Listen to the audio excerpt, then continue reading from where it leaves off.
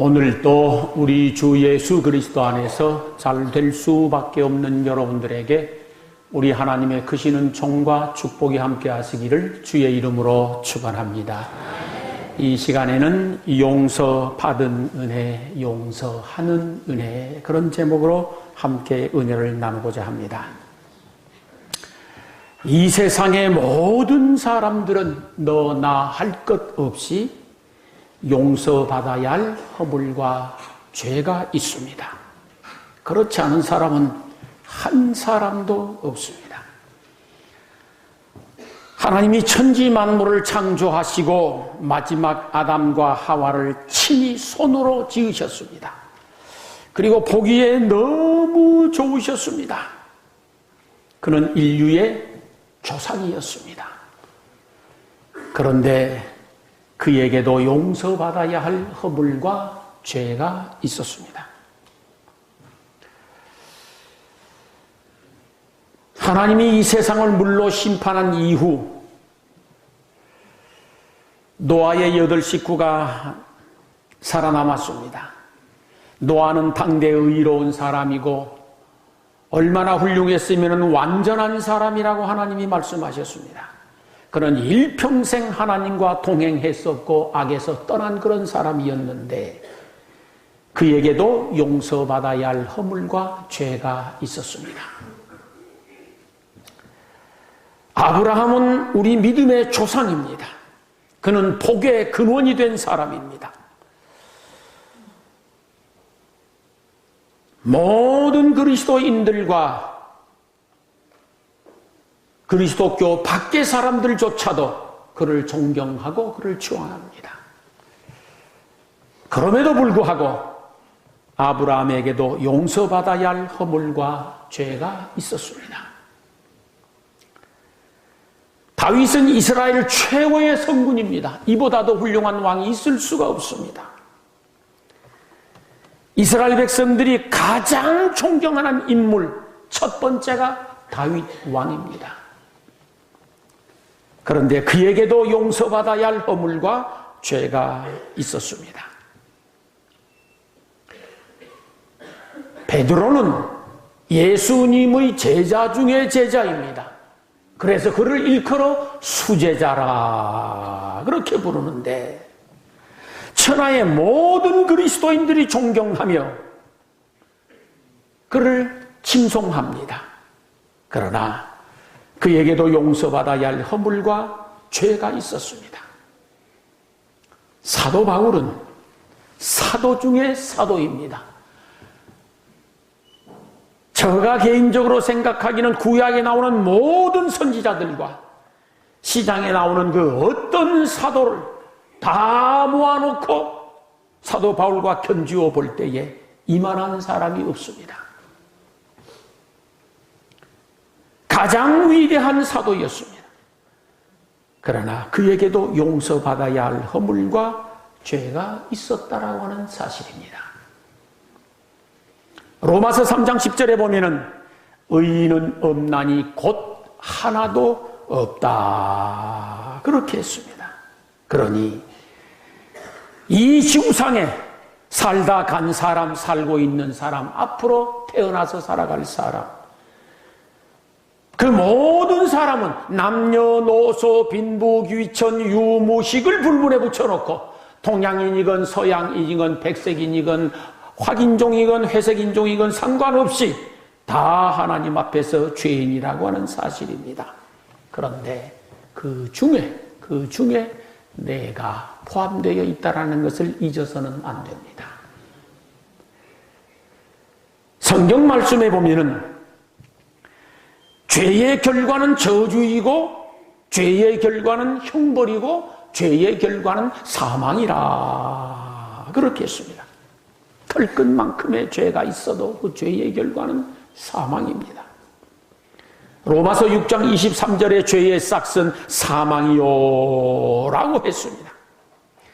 신명기 28장 16절에서 19절까지를 보게 되어지면 하나님의 말씀대로 살지 못한 죄의 결과가 얼마나 무섭고 큰 저주와 형벌을 가져오는지 구체적으로 설명되어 있습니다. 요한계시록 20장 15절과 21장 8절에 보면은 죄의 결과는 둘째 사망에 들어가는데 곧 지옥불에 떨어질 것이다. 그렇게 말씀을 했습니다. 천국은 꿈에라도 가고 싶은 곳이지만 지옥은 꿈에도 가기 싫고 무서운 곳입니다. 이렇게 이 세상의 모든 사람들은 다 죄라고 하는 넉말을 뒤집어 쓰고 있는데 예수 그리스도를 구주로 믿으면 그 모든 죄에서 사함을 받는다라고 하나님 말씀하셨습니다. 사도행전 16장 31절에 주 예수를 믿으라, 주 예수를 믿으라, 주 예수를 믿으라. 그리하면 너와 내 집이 구원을 받을 것이라고 말씀하셨습니다. 예수 그리스도를 구주로 믿으면 영원한 저주와 형벌에서 구원을 받습니다. 죄인이 의인으로 거듭나게 되어집니다. 마귀의 종이 하나님의 자녀가 되어지고 모든 사망의 법에서 자유함을 얻게 되는 줄로 믿습니다. 예수 그리스도를 구주로 믿게 되어지면 기구하고 더럽고 험악한 옛 팔자는 지나가 버리고 새로운 운명과 팔자로 거듭나게 되어지니 그런 곧 예수 그리스도 안에서 잘 될 수밖에 없는 사람으로 태어나는 것이 옳습니다. 요한복음 3장 16절에서 18절을 보면은 하나님이 세상을 이처럼 사랑하사 독생자를 주셨으니 이는 저를 믿는 자마다 멸망치 않고 영생을 얻게 하려 하심이라고 했습니다. 믿는 자는 멸망치 않고 영생을 얻고 하나님이 그 아들을 세상에 보내신 것은 심판하려 하심이 아니요 저로 말미암아 구원을 받게 하려 하심이라고 했습니다. 예수 그리스도를 구주로 믿으면은 멸망당하지 않고 영생을 얻는 줄 믿습니다. 예수 그리스도를 구주로 믿으면 심판받지 않고 구원을 받는 줄로 믿습니다. 그러므로 예수 그리스도를 구주로 믿는 여러분들은 구원을 받고 영생 받은 줄로 믿을 수 있기를 축원합니다. 고린도후서 5장 17절을 보면은 그런즉 누구든지 그리스도 안에 있으면 새로운 피조물이라 이전 것은 지나갔으니 보라 새 것이 되었도다라고 말씀을 했었는데 예수 그리스도를 구주로 믿으면 불운했었던 운명은 끝이 나버리고 새로운 운명으로 다시 태어나는 겁니다. 이걸 믿어야 됩니다. 예수 그리스도를 구주로 믿으면 저주받을 이전 팔자는 끝나버리고 종지부 찍어버리고 구원받아 천국 갈 새로운 사람으로 새로운 팔자로 거듭나고 다시 태어나는 줄로 믿어야 됩니다. 로마서 8장 1, 2절을 보면은 그리스도 예수 안에 있는 자에게는 결코 정죄함이 없나니 그리스도 예수 안에 있는 생명의 성령의 법이 죄와 사망의 법에서 너를 해방하였음이라고 했습니다. 예수 그리스도 안에 있는 자에게는 결코 정죄함이 없다라고 했습니다. 예수 그리스도 안에 있는 자, 곧 예수 그리스도를 나의 구주로 믿는 사람은 어떤 경우에도 어떤 상황에도 어떤 입장 속에 처해 있다고 하더라도 그에게는 결코 정죄함이 없습니다. 예수 그리스도 안에 있는 자에게는 죄와 사망의 법에서 해방하였다라고 되어 있습니다. 그러므로 예수 그리스도를 구주로 믿는 여러분들에게는 결코 정죄함이 없을 것을 믿으시기 소망합니다. 그리고 예수 그리스도를 구주로 믿고 있는 여러분들은 죄와 사망의 법에서 이미 해방되어 버린 하나님의 자녀들인 것을 믿을 수 있기를 소망합니다. 이렇게 예수 그리스도를 구주로 믿으면 모든 죄와 사망의 법에서 자유함을 얻고 결코 정죄함이 없습니다. 그런데 한 가지 의문점이 생겼습니다. 예수 그리스도를 구주로 믿고 모든 죄에서 용서를 받았고 결코 정죄함이 없는 사람이 되었는데 살다가 보니 또 죄를 짓더라는 겁니다.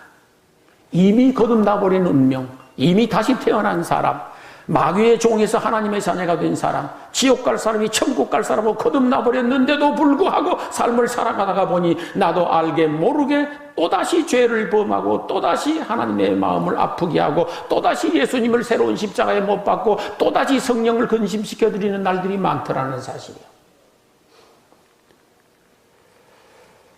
틀림없이 예수 그리스도를 구주로 믿으면 멸망하지 않고 영생을 얻습니다. 심판받지 않고 구원을 받습니다. 이전 것은 지나가고 새로운 피조물이 되었습니다. 이렇게 거듭난 사람이 또다시 죄를 범하고 또다시 하나님의 마음을 아프게 하고 말씀대로 살아들이지 못하는 상처가 있을 때 어떻게 해야 할 것인가? 그것을 빨리 해결을 해야 됩니다. 그걸 해결하지 않고 그대로 방치해두게 되어지면 그것이 나를 무진장 괴롭히는 독이 되어집니다.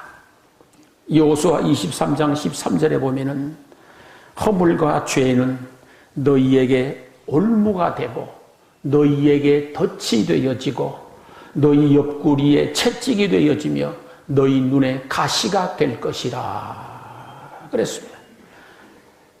그것 때문에 내가 지옥 가는 것 아니고 그것 때문에 내가 멸망받는 것은 아니지만은 그러나 그것을 그대로 방치해두게 되어지면 그것이 내 인생을 괴롭히고 무진장 고통스럽게 하는 올무가 되고 덫이 되고 채찍이 되고 눈에 가시가 될 것이라고 했었습니다.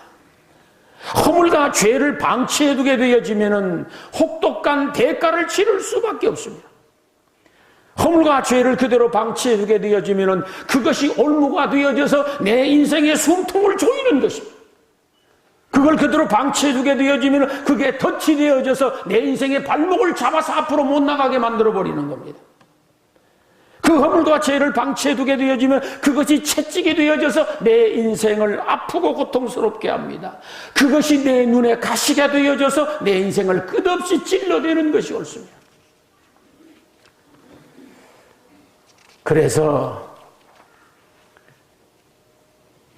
내가 지은 나의 허물과 죄가 있을 때 이 문제를 해결하기 위하여 십자가를 붙잡고 하나님 앞에 내려놓고 용서를 구해야 됩니다. 그걸 우리는 회개라고도 말을 합니다. 나의 허물과 죄를 하나님 앞에 내려놓고 용서를 구하면 하나님은 70번씩 7번까지라도 용서해 주신다고 했습니다. 하나님 앞에 용서를 구하면 아무 조건도 달지 아니하고 따지지도 묻지도 아니하고 무조건적으로 용서를 해 주십니다. 다윗 왕이 용서를 구했었더니 용서해 주셨을 뿐만 아니라 화가 복이 되도록 축복해 주셨습니다. 히스기야 왕이 하나님 앞에 용서를 구했었더니 용서해 주실 뿐만 아니라 죽어가던 생명을 15년이나 연장시켜 주셨습니다. 이스라엘 백성들이 수문 앞 광장에 모여서 눈물로 용서를 구했었더니 하나님께서 용서해 주실 뿐만 아니라 그 나라를 구원해 주셨습니다. 요나가 고기 뱃속에서 사흘 동안 회개하며 부르짖고 용서를 구했었더니 그를 다시 살려 사명을 감당하도록 축복해 주셨습니다. 니느웨 백성들이 하나님 앞에 용서를 구했었더니 멸망을 취소하고 그들에게 복을 내려주셨습니다. 당자가 하나님 아버지께 돌아와서 용서를 구했었더니 묻지지도 따지지도 아니하고 그에게 축복해 주었습니다. 저희들도 내가 짊어지고 있는 여러 가지 허물과 죄를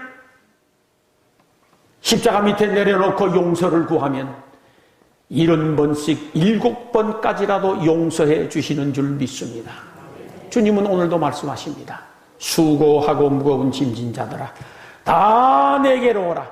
수고하고 무거운 짐진 자들아 다 내게로 오라. 내가 너희를 쉬게 하리라 말씀하십니다. 그러므로 저희들은 힘들고 어렵고 무거운 죄의 짐을 십자가 밑에 내려놓고 용서를 구하여서 용서를 받는 사람들이 될 수 있기를 소망합니다.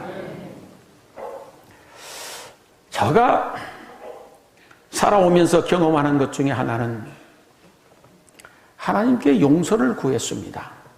나의 모든 허물과 죄를 내려놓고 용서를 구했습니다. 그 다음에 꼭 잊지 않아야 할 것이 하나 있는데 그것은 용서를 받을 줄 알아야 되겠더라고요. 용서를 받을 줄 알아야 돼요. 우리가 우리의 짐을 내려놓고 하나님 앞에 용서를 구하면은 70번씩 7번이라도 용서하시는 그 하나님이신데 그 용서를 내가 받아들일 수 있어야 했었습니다. 우리가 용서를 빌면 하나님은 털끝만큼도 남기지 아니하시고 용서하십니다. 성경에 보면 눈처럼 희게 만들어 주시고 양털처럼 깨끗하게 해주신다라고 했었습니다. 오라 우리가 서로 변론하자. 너희 죄가 주홍 같을지라도 눈과 같이 이어질 것이요 진홍 같을지라도 양털같이 되리라 말씀하지 않았습니까? 우리가 우리의 죄의 짐을 내려놓고 하나님 앞에 용서를 구하면 용서를 해주시는데 눈처럼 희게 하시고 양털처럼 깨끗하게 만들어 주시겠다고 약속하셨습니다.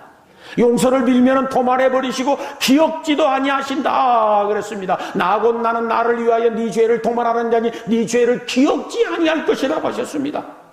우리가 우리의 무거운 죄의 짐을 내려놓고 하나님 앞에 용서를 구하면 하나님이 이것을 백지화시켜버리는 것입니다. 그리고 하나님의 머릿속에 들어있는 모든 기억을 삭제해버리고 다시는 기억하지도 못하게 해버리시는 겁니다. 스스로가. 용서를 빌면 모든 형벌과 저주를 면제해 주시는데 시편 103편 10절에 보면 우리 죄를 따라 처치하지 아니하시며 우리의 죄악을 따라 갚지 아니하신다 그랬습니다. 우리가 우리 죄를 내려놓고 하나님 앞에 용서를 구하면 하나님은 그 모든 죄의 화물을 사하시는데 죄를 따라 처치하지 아니하신다고 말씀하셨습니다. 죄악을 따라 갚지도 아니하신다고 했었습니다. 왜? 이미 도말해버렸으니까, 백지화 시켜버렸으니까, 이미 기억해서 하나님은 모르시는 겁니다. 시편 103편 12절에서 13절 보면은 우리가 우리의 짐을 내려놓을 적에 그리고 하나님 앞에 용서를 구할 적에 동이 서에서 먼 것처럼 멀리 던져버리신다라고 했습니다. 그리고 아비가 자식을 불쌍히 여기는 것처럼 하나님이 우리를 긍휼히 여겨 주실 것이라고도 말씀하셨습니다. 만일 우리가 우리 죄를 자백하면 저는 미쁘시고 의로우사 우리 죄를 사하시며 모든 불의에서 우리를 깨끗게 하실 것이라고 요한 1서 1장 9절에 말씀해 주셨습니다. 오염된 내 영혼을 깨끗하게 해주시는데 하나님 앞에 내려놓을 적에 하나님 앞에 용서를 구할 적에 그렇게 해주신다고 했습니다. 우리가 이렇게 내려놓았으면 하나님은 틀림없이 약속하신 말씀대로 하나님의 인격을 걸고 우리를 용서해 주십니다. 그리고 털끝만큼도 정죄하지 아니하시고 기억지도 아니하십니다. 그러므로 용서를 구했으면 하나님이 용서해 주신 것을 믿고 확신하고 받아들일 수 있어야 됩니다. 이게 큰 은혜더라고요. 내가 하나님 앞에 짐을 내려놓고 용서를 구했었는데도 불구하고 기쁨이 없어. 아직도 불안해. 아직도 근심 걱정이 나를 사로잡고 있습니다. 웬일인지 모르게 가슴이 답답하고 걸걸하고. 이건 용서에 대한 확신이 아직 부족해서 그렇습니다. 제가 언젠가 말씀드렸죠.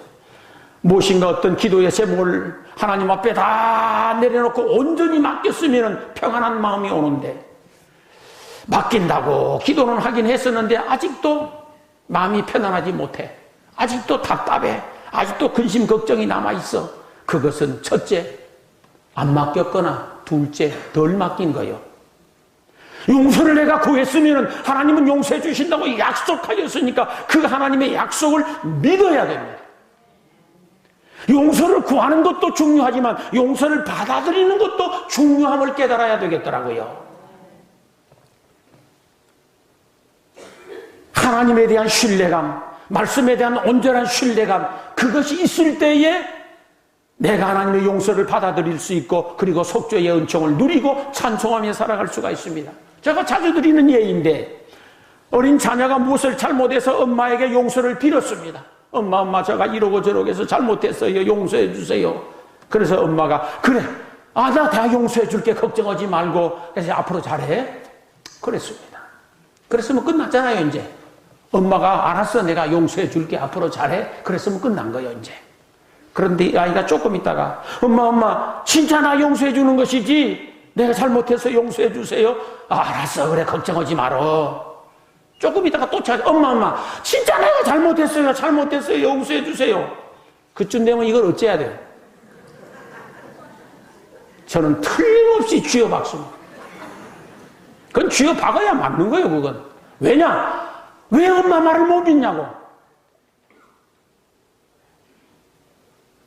엄마가 용서했다면 끝난 거 아니에요 이제. 근데 또 와서 잘못했다고 또 와서 잘못했다고 그건 엄마 말을 믿지 못하겠다는 거 아니에요 지금. 그거 아니에요. 똑같습니다. 하나님 앞에 용서를 구했거든 하나님이 나를 용서해 주신 줄 알고 그 용서를 받아들일 수 있기를 소망합니다.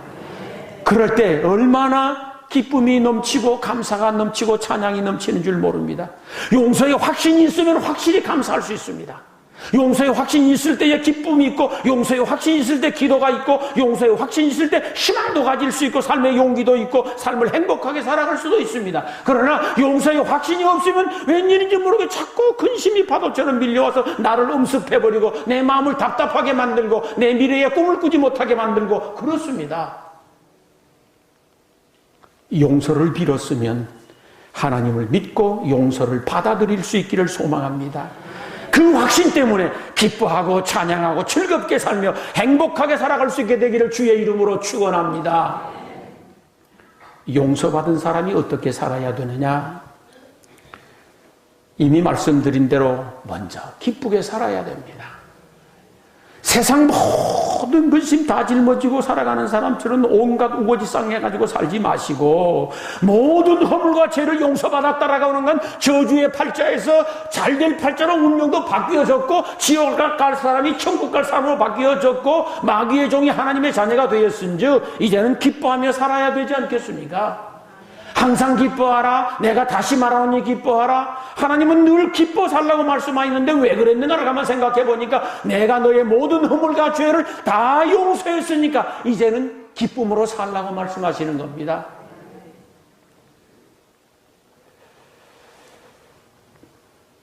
뜨거운 가슴으로 살았으면 좋겠습니다. 용서받기 이전에는 근심 걱정이 많고 두렵고 불안한 마음이 많아서 싸늘한 가슴으로 살기가 쉽습니다.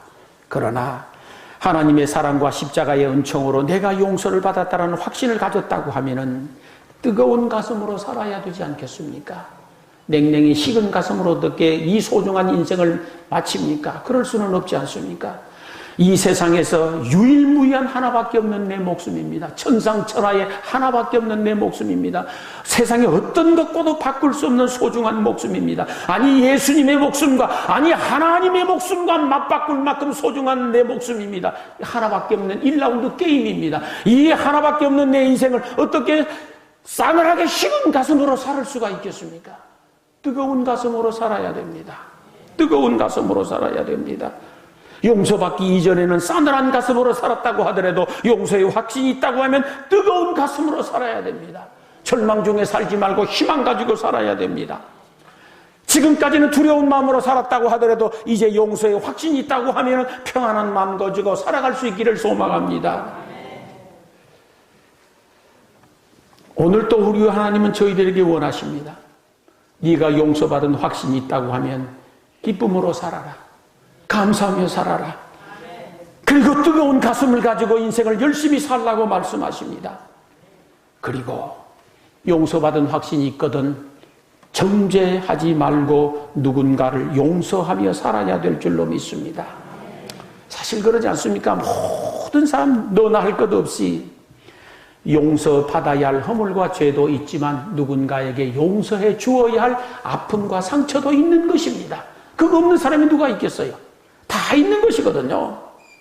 그러므로 내가 하나님 앞에 용서받은 은혜가 가슴 뜨겁다고 하면은 누군가에 대해서도 예수님의 마음으로 예수님의 십자가의 정신으로 용서해 줄 수 있기를 소망합니다.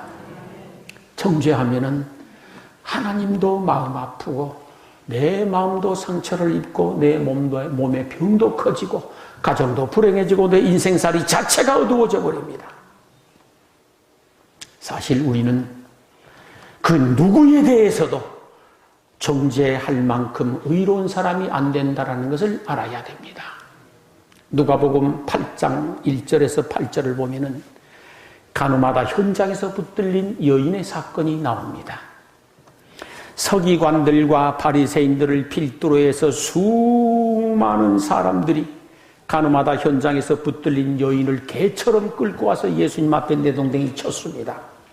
그리고 손에 돌멩이를 들고 금방이라도 쳐 죽일 듯 으르렁대면서 예수님께 묻습니다. 예수 선생, 예수 선생, 모세의 율법에는 가늠하라 현장에서 붙들린 여자는 돌로 쳐 죽이라고 했는데 어떻게 할까요? 이걸 죽일까요? 살릴까요? 사실은 예수님을 시험하고 예수님을 올무에 빠뜨리기 위한 작전이었습니다만 수많은 사람들이 손에 돌멩이를 들고 으르렁댑니다. 여인은 두려워서 사시나무 떨듯 떨고 엎드렸습니다. 군중들의 살기가 점점 더 험악해집니다. 예수 선생, 이 여인을 죽일 것이요 살릴 것이요 답변하시오. 이때 예수님께서 땅바닥에 엎드려 손가락으로 무엇인가 글을 쓰셨습니다. 그리고 일어나시더니 하시는 말씀이 너희 중에 죄 없는 자가 먼저 돌로 치라 하십니다. 너희 중에 죄 없는 자가 먼저 돌로 치라고 말씀하셨습니다.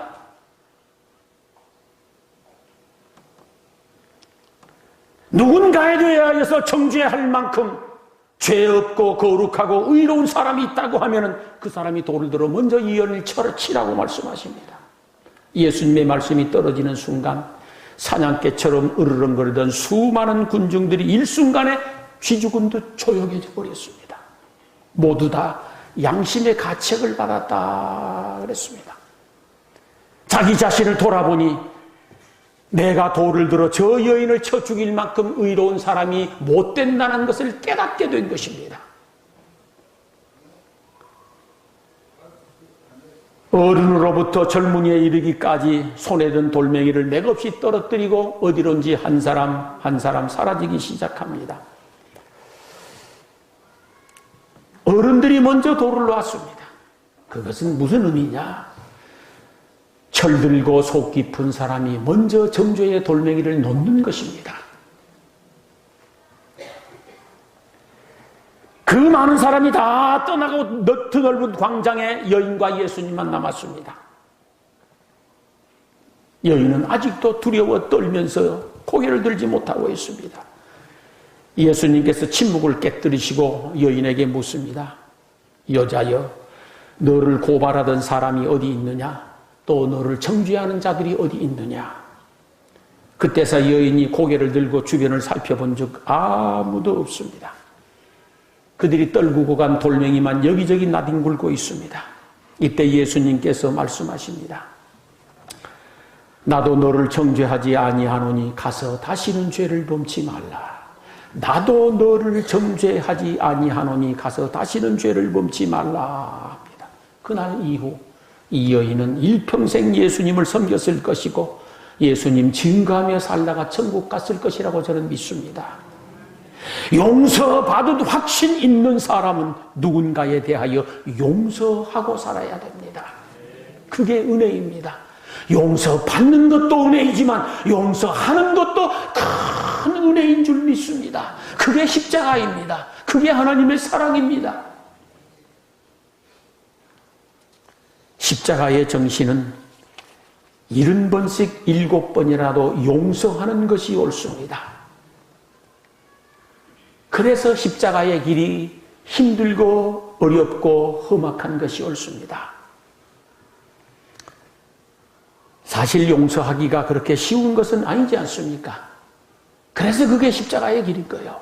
그러나 힘들고 어렵고 험악하지만 그럼에도 불구하고 십자가 부여잡고 용서받았으니 용서하게 되어지면은 그 결과는 부활의 영광이요 놀라운 축복이 있으리라 믿습니다. 한번 생각해 보십시오. 이 세상에 누구를 정죄할 만큼 내가 의로운 사람인가? 우리는 그런 사람이 아닙니다. 우리가 누구를 정죄할 만큼 의롭고 거룩한 사람이 아닙니다.